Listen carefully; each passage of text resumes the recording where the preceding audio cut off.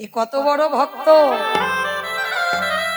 এ কেমন প্রেম, এ কেমন ভালোবাসা যে আজকের আমার কাছে জুতোর দায়িত্ব এটা সম্ভব।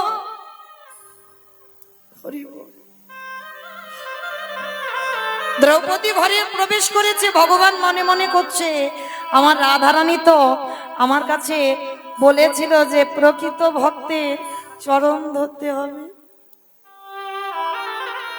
যাই একবার দ্রৌপদীর পদধূলাটা নিয়ে দেখি যদি ভক্তি আসে, জানি না তো একবার পরীক্ষা করে দেখা যায়। দ্রৌপদী ঘরের ভিতরে আছি, ভগবান জুতোটা নিয়ে ছমকে উঠেছে। রাধে, তার মানে আজ আমি প্রমাণ পেলাম প্রকৃত ভক্তের পদধূলা যদি অঙ্গে নেওয়া যায় ভক্তি আসে। ভগবান কাঁদছে, দ্রৌপদী আড়াল থেকে দেখতে পেয়েছে কৃষ্ণ কাঁদছে। দ্রৌপদী এখনো যায়নি দাদুর ঘরে, কৃষ্ণের দিকে তাকিয়ে বলছে সখা এটা তুমি কি করেছো? তুমি আমার জুতোটা চুরি করলে কেন? তুমি তো আমার কাছে জুতো চাওনি, তুমি চুরি করে জুতো ধরে লুকিয়ে লুকিয়ে ধরে কাঁদছো কেন? কি বাবা, ভগবানের কে বলছে আমার জুতোটা চাওনি, তুমি না বলে নিয়েছো মানে চুরি করেছো। ভগবান অপলক নয়নে দ্রৌপদীর পানে চেয়ে আছে। সখী আমি চুরি করেছি? হ্যাঁ তুমি চুরি করেছো, তুমি তো চাওনি আমার কাছে, তার মানে চোর। সখী আমি তোমার কাছে জুতোটা চাইলে তুমি দিয়ে দিতে, কেন দেব না সখা? তুমি আমারে ভুলে যেতে পারো, আমি তো তোমায় ভুলি না। আমি অজনী সম্ভবা, আমার আগুন থেকে আমার জন্ম, যেদিন থেকে আমার জন্ম হয়েছে আমার এই দেহ মন প্রাণটা সব তোমার চরণে দিলাম। তাহলে আমার সর্ব অঙ্গটা আমি যদি তোমার চরণে সমর্পিত হই, তাহলে কি আমার পায়ের দুটো জুতো আমার? আমার দেহটা যদি সমর্পণ, তাহলে আমার পায়ের জুতোটাও তো তোমার। কি মায়েরা, এরকম ভালোবাসা কেউ কোনোদিন ভগবানকে বেসেছো? জুতো পরে মন্দিরে যাওয়া যাবে না, বাঁধা আছে। ভালোবাসাটা তো সেই জায়গায় তৈরি করতে হবে। ভালোবাসা তারা করতে পারে যাদের বাবা ভালোবাসা তৈরি হয়েছে, আর যাদের ভালোবাসা তৈরি হয়নি এ জীবনে কোনোদিন তাদের জীবনে ভালোবাসা হয় না। নিতাই গৌর। এইবারে যেই না দ্রৌপদী বলছে দাঁড়াও, তুমি নিজে নিলে কেন, আমি দিচ্ছি, জুতোটা তুলে ভগবানের মাথায় দিল। এইবার বলছে যাও দ্রৌপদী, আর দেরি কোনো, তাড়াতাড়ি যাও। এইবার দাদু ধ্যানস্থ আছে, দ্রৌপদী ঘুমটাটা টেনে দিয়ে দাদুর ঘরে গেছে। আর দাদু বুঝতে পারেনি, রাত 12টার সময় মাথায় হাত দিয়ে বর দিল তোমার শীতের সিঁদুর, তোমার হাতের শাখা অক্ষয় থাকবে।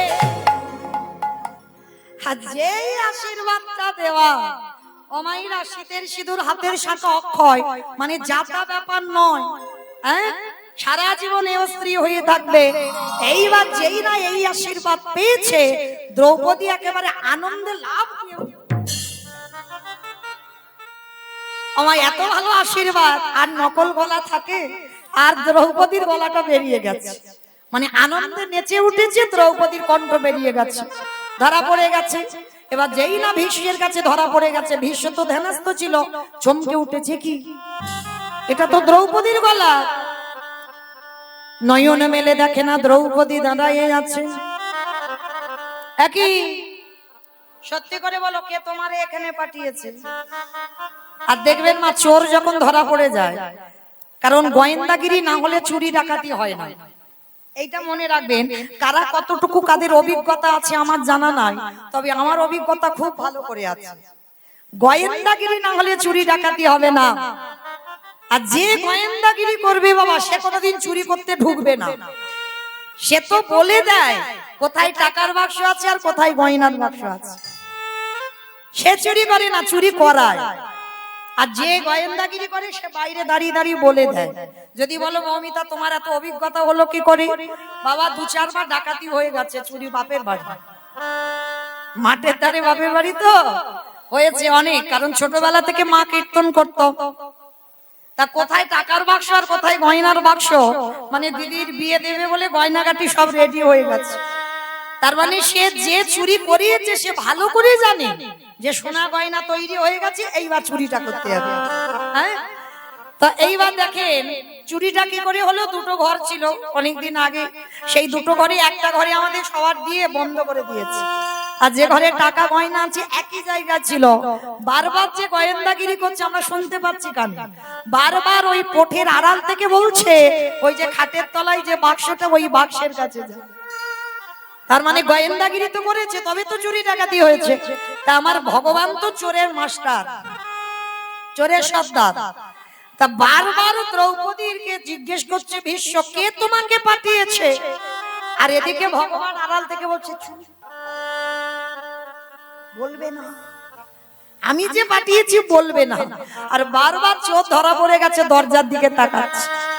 ভীষ্ম বলছে ওই দিকে কি দেখছো, আমার দিকে চেয়ে বলো কে তোমারে পাঠিয়েছে। আর ওদিকে ভগবান তো বলছে বলবে না। আর দ্রৌপদী কোন দিকে যাবে বলতে পারছে না। কিন্তু ভীষ্ম কি বাবা সত্যি জানে না, যার ইচ্ছা মৃত্যু, আজীবন ব্রহ্মচর্য পালন করলো, তার ভজন কতটা সে জানে না। ও সে জানে না বাবা যে আজকে কিসের জন্য ভগবান বাইরে দাঁড়িয়ে আছে। বিবেক বলছে দংশন করছে। বিশ্বদেবে এক পা দুপা করে যেই না গিয়ে দাঁড়াইছে, দেখে না কৃষ্ণ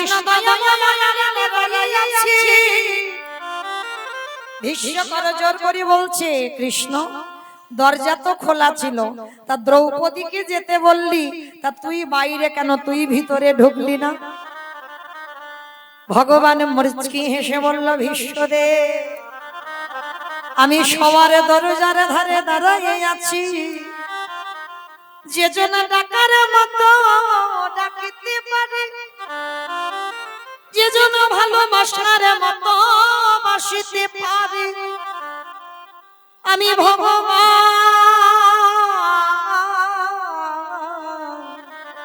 হয়ে কি আর রহিতে পারি। এখানে দাঁড়িয়ে আছি কেন জানো, তোমার এখনো তো সঠিক ডাক হয়নি। ভগবান সবার দরজায় দাঁড়িয়ে আছে। ওমা কোন দরজা, ইট বালি সিমেন্টে গাছা যে ওই গিলের দরজা, শালকাটের দরজা, ওই দরজা না। যত ঘরে বসে আছে, যত দুয়ারে দাঁড়িয়ে আছে, এই পরমাত্মা রূপী ভগবান হলো এই যে ঘরের দাঁড়িয়ে দাঁড়িয়ে। আরে যে জন্য ডাকার মতো ডাকতে পারবে, আমারে ভগবান কি থাকতে পারে, যে জন ডাকার মতো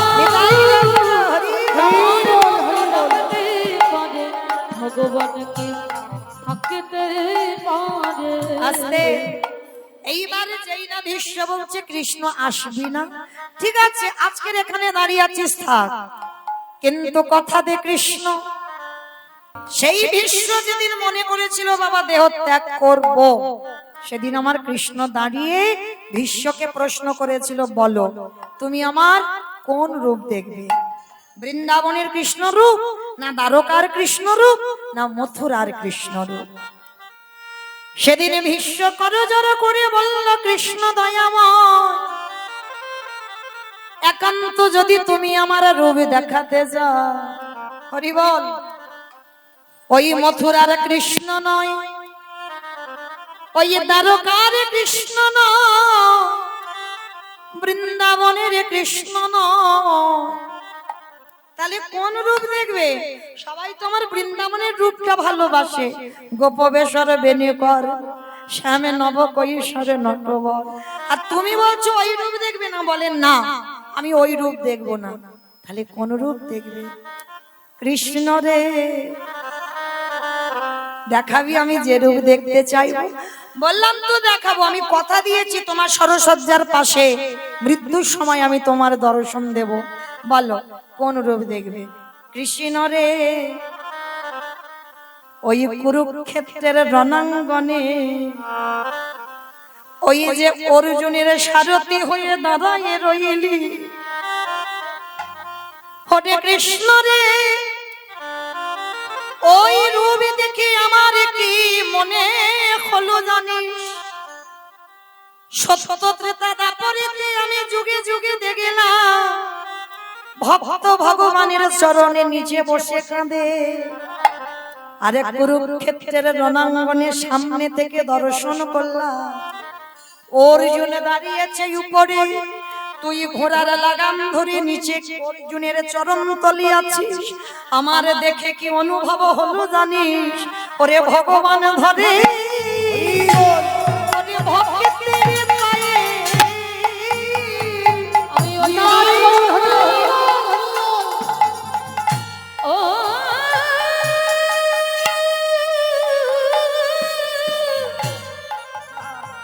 আমি ওই রূপে বড়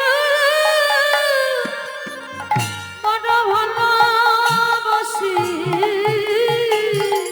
ও যে ভগবান ধরে ভক্তির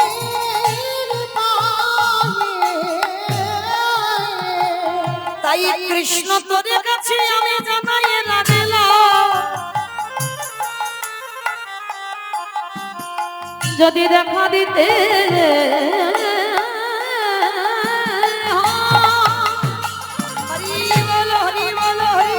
তবে আমার নিদানের দান দিন একবার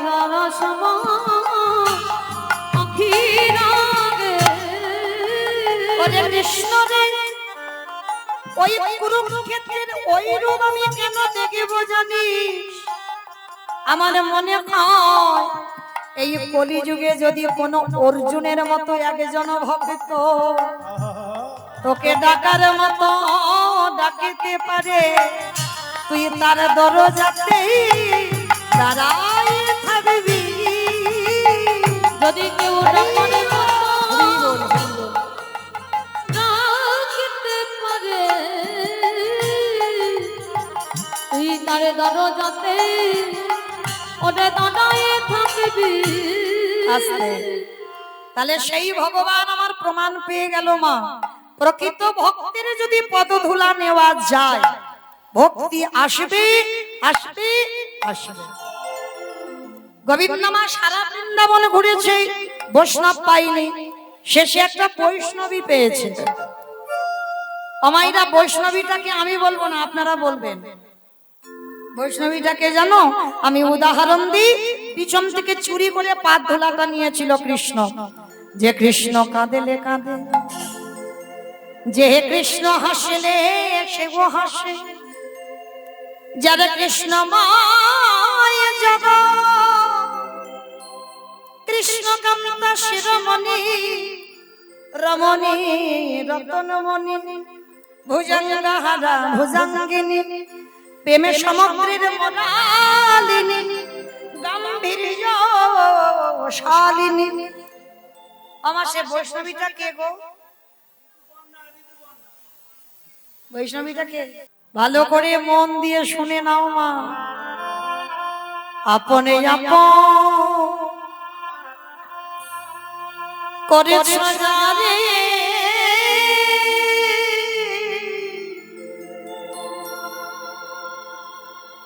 বন্ধু সে তো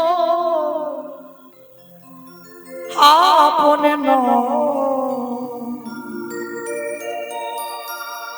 ধিনি ফুরালে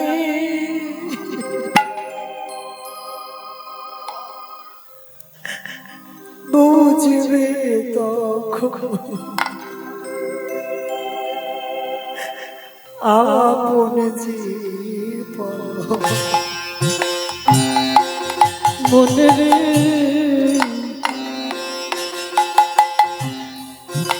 আপন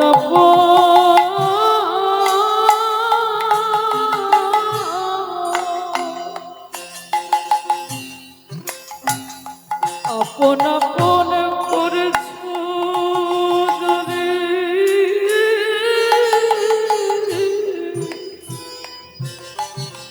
কেউ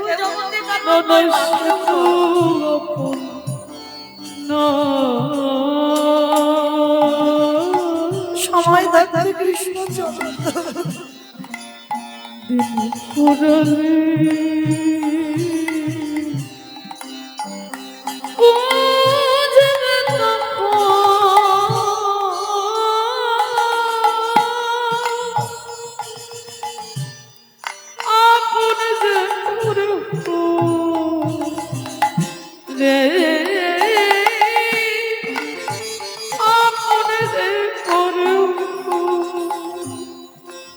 ভাই বলো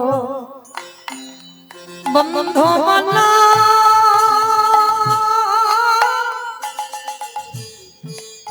কেউ তো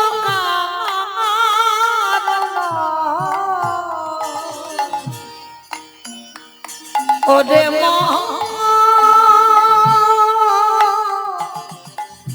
কেউ তো কারণ ওরে মনা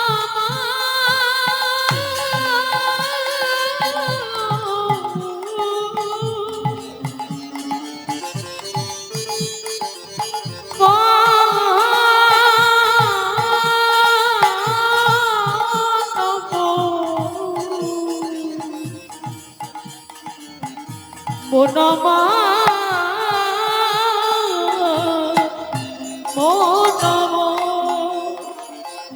ভাই বলো বন্ধু বলো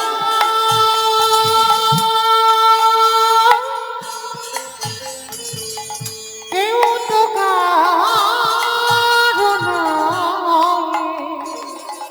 ওরে মহা কেউ তো দু চার দিনের দেখা দু চার দিনে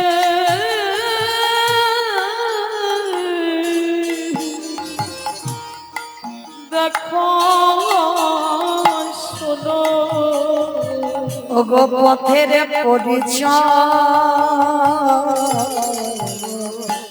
কেউ তো কারণ নিতাই গৌর প্রেমানন্দী হরি বল হরি বল ওরে মনা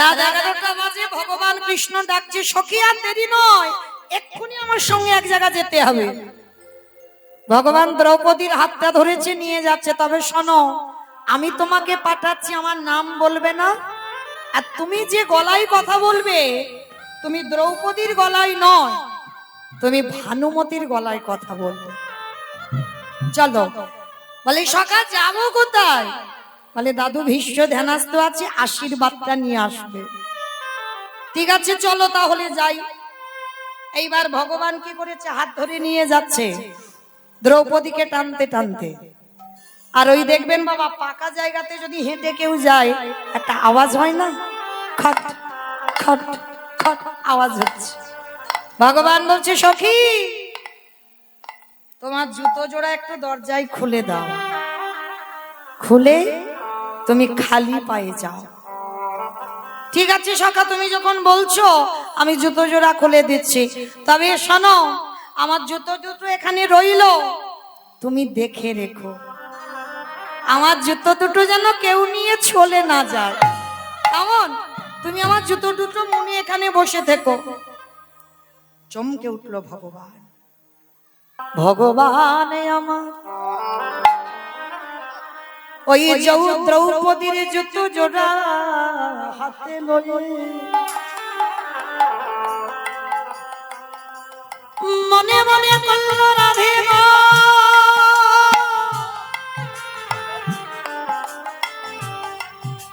এইবার আমি একবারে দেখতে চাই ভক্ত পদ ধুলা নিলে ভক্তি আসে কিনা এইবারে ভগবানের জুতো দুটো যেই না বুকে ধরেছে যে ভগবানের ভক্তি ছিল না যে ভগবান কোনদিন কাঁদতে পারত না, যেই না জুতোটা বুকে ধরলো ভগবানের নয়ন হতে আপনি বাড়ি বিগলিত হলো। ও গোসাই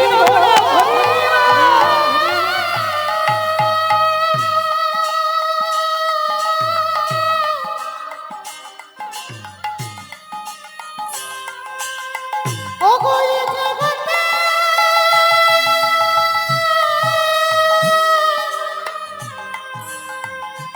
সবাই আমায় আমায় ভালোবাসে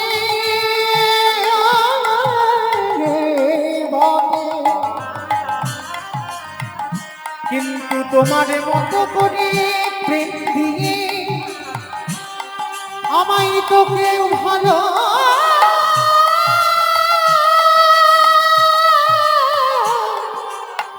ভালোবাসে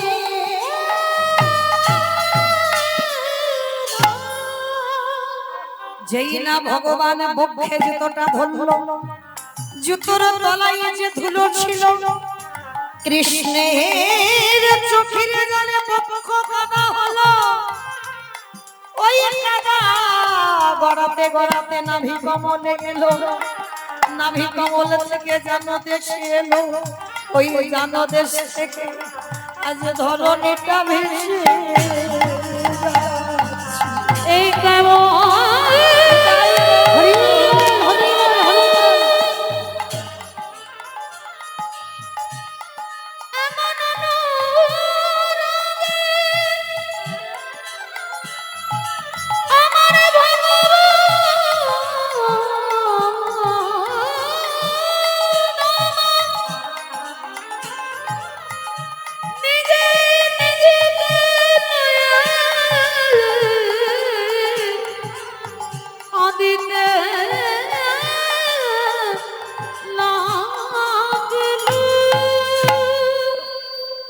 আমি ভক্ত বড়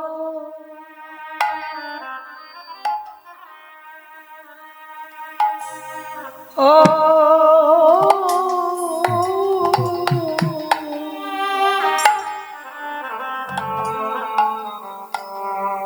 ভালো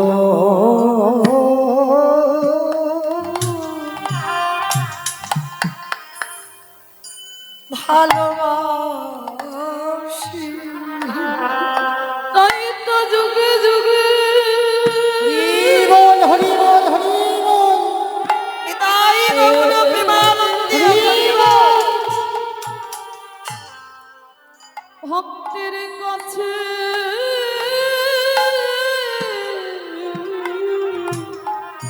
আসি, আমি যে ভক্ত বড়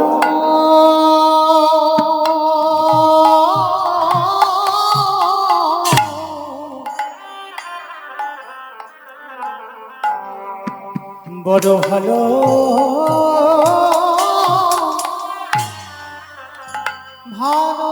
ভালোবাসি, আমি যে ভক্ত ছাড়া নিতাই গৌর কৃষ্ণ প্রেমানন্দে হরি বল হরি বল। আমি যে ভক্ত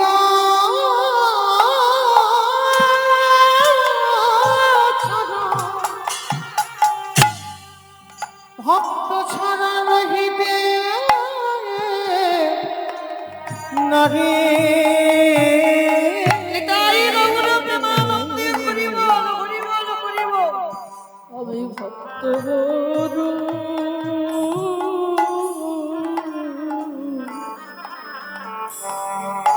ভালো যে জনে নয়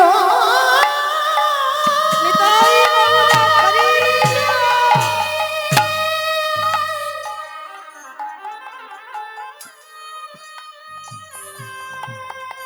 হে কৃষ্ণ তোমার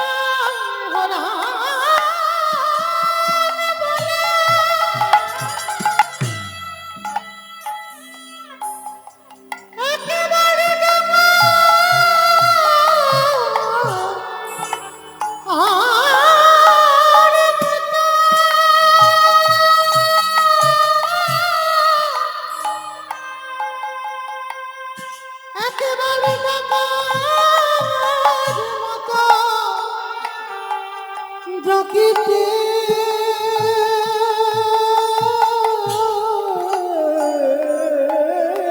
পারে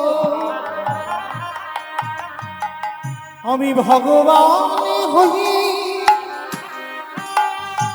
সেই ভক্তির গানে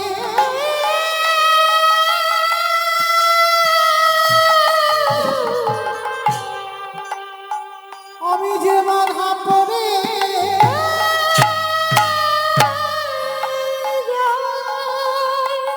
আমি ভক্ত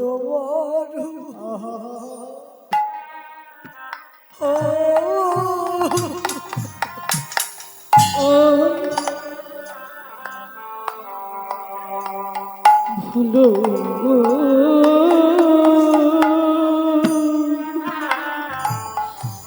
ভালো যে করে আমার তারে করে সবনা তবু যদি না ছাড়ে আমার পা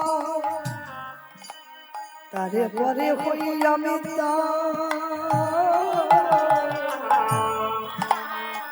দশা শুধু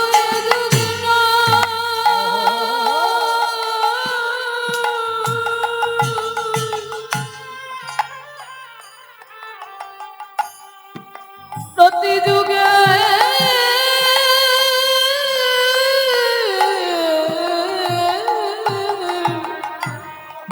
যুগে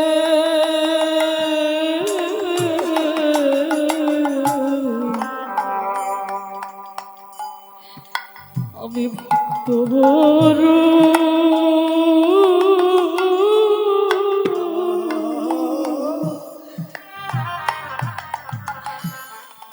ভালো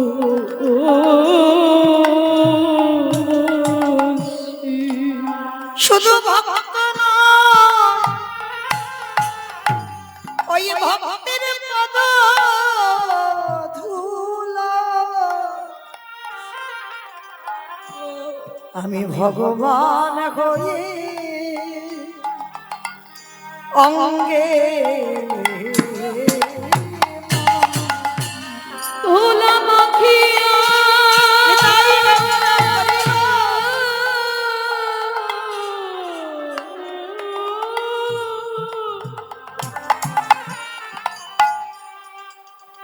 নয়ন জলে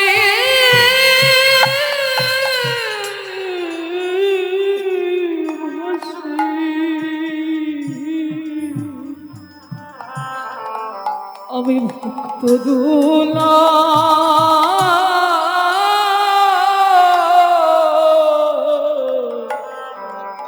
অঙ্গে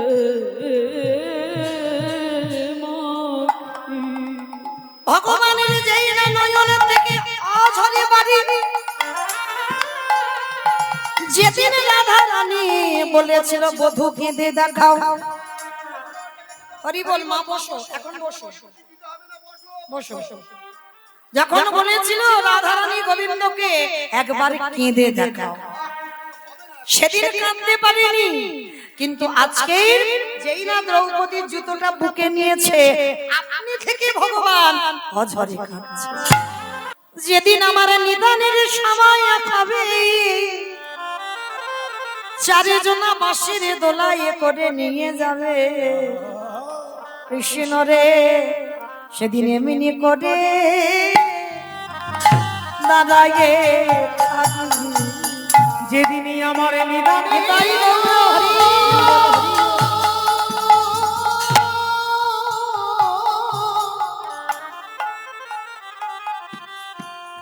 যেদিনই আমার নিদান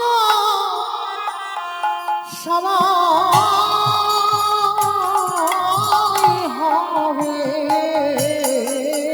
সেদিন এমনি করে দাদায়ে থাকবে আস্তে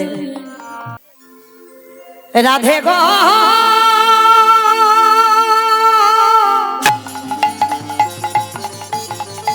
উলুধ্বনি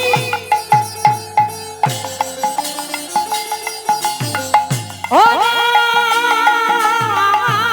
রাধে গো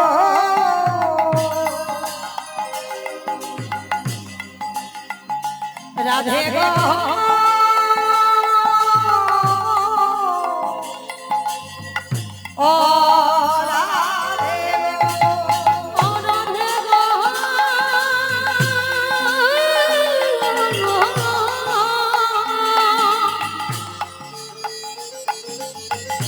ও রাধে গো।